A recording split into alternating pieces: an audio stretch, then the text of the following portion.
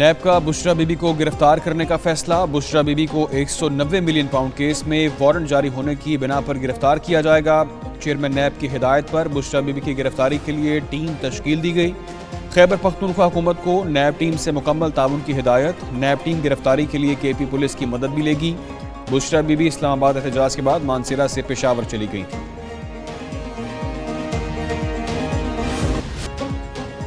Final call کی ناکامی کے آفٹر شاکس، استعفوں کا سلسلہ شروع۔ 24 نومبر کو لاہور میں ناکام power show per P T I کے سیکرٹری جنرل کا استعفیٰ۔ سلمان اکرم راجہ کو لاہور سے قافلہ اسلام آباد لانے کی ذمہ داری دی گئی تھی۔ راستے بند ہونے پر لاہور میں احتجاج کا پلان بنایا، اس میں بھی ناکام رہے۔ صاحبزادہ حامد رضا کا پی ٹی آئی سیاسی اور کور کمیٹی سے استعفیٰ۔ اسمبلی رکنیت چھوڑنے کا فیصلہ بانی پی ٹی آئی کی مشاورت سے ہوگا۔ حامد رضا کہتے ہیں استعفے کا مطلب تحریک انصاف سے راہیں جدا کرنا نہیں۔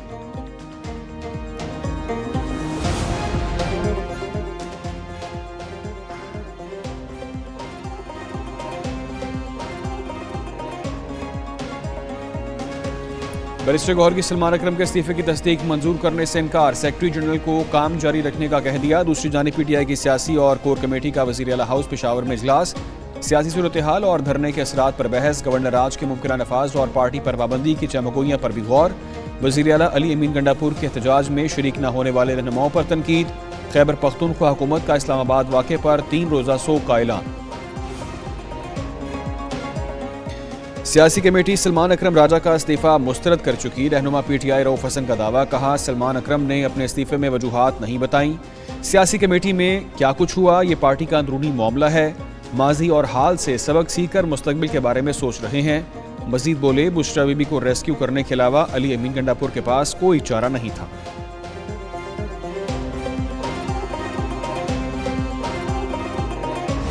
حکومت کا بلوائیوں سے نمٹنے کے لیے خصوصی فورس بنانے کا فیصلہ، اینٹی رائٹس فورس کو جدید تربیت اور وسائل فراہم کیے جائیں گے۔ وزیر اعظم کی زیر صدارت اجلاس، آئندہ ایسی صورتحال سے نمٹنے کے لیے لاہے عمل مرتب کرنے کا حکم۔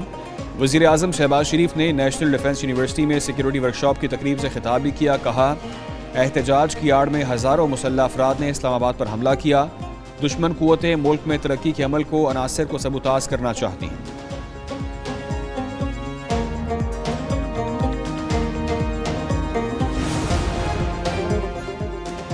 وفاق پر بار بار چڑھائی، کے پی پر گورنر راج کی باتیں ہونے لگی۔ وفاقی کابینہ ارکان کی اکثریت نے گورنر راج کی حمایت کر دی۔ حکومت کا اتحادیوں سے مشاورت کا فیصلہ، ذرائع کے مطابق خیبر پختونخوا حکومت نے خود 2 بار وفاق پر چڑھائی کر کے گورنر راج کا جواز پیدا کیا۔ احتجاج میں سرکاری ملازموں اور مشینری کو بھی استعمال کیا گیا۔ حکومت اتحادیوں اور سٹیک ہولڈرز کو اعتماد میں لے کر گورنر راج کے متعلق فیصلہ کرے گی۔ بلاول بھٹو وطن واپس پہنچ گئے۔ بلوچستان اسمبلی میں پی ٹی آئی پر پابندی کی قرارداد منظور۔ قرارداد مسلم لیگ نون سے تعلق رکھنے والے وزیر قانون سلیم کوسہ نے پیش کی۔ 9 مئی اور 24 نومبر سمیت پرتشدد مظاہروں کا حوالہ دیا گیا۔ وفاقی حکومت سے پی ٹی آئی پر پابندی لگانے کا مطالبہ کیا گیا۔ اپوزیشن ارکان نے قرارداد کی مخالفت کرتے ہوئے اجلاس سے واک آؤٹ کیا۔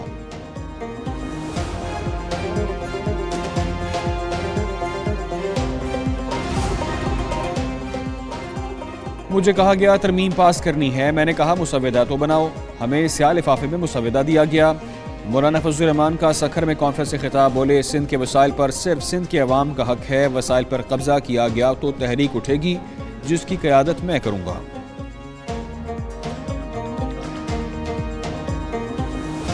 بڑھ گئی معاشی ساکھ، انڈیکس ہوا 1 لاکھ۔ پاکستان اسٹاک ایکسچینج کے انڈیکس میں 813 پوائنٹس کا اضافہ، 1,82,000 کی نئی بلند ترین سطح پر بند۔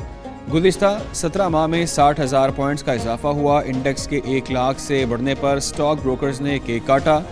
گورنر کامران ٹیسوری کی بھی اسٹاک ایکسچینج آمد۔ وزیر اعظم شہباز شریف اور وزیر اعلیٰ پنجاب مریم نواز کی بھی مبارکباد۔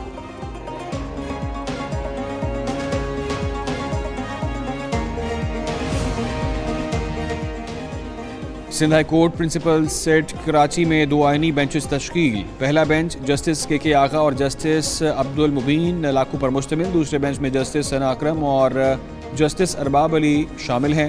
سکھر بینچ میں جسٹس سلیم جیسر اور جسٹس ذوالفقار علی سانگی آئینی مقدمات کی سماعت کریں گے۔ حیدرآباد میں جسٹس یوسف علی سعید اور جسٹس خادم حسین تنویر پر مشتمل آئینی بینچ سماعت کرے گا۔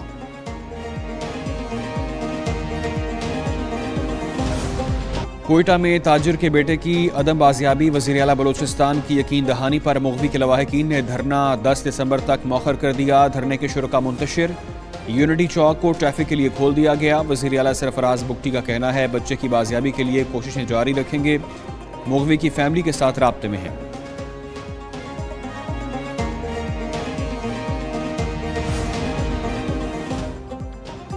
پاکستان آرمی رائفل ایسوسی ایشن کے 44ویں مقابلے ختم۔ Army chief general Asim Munir تقریب کے مہمان خصوصی تھے۔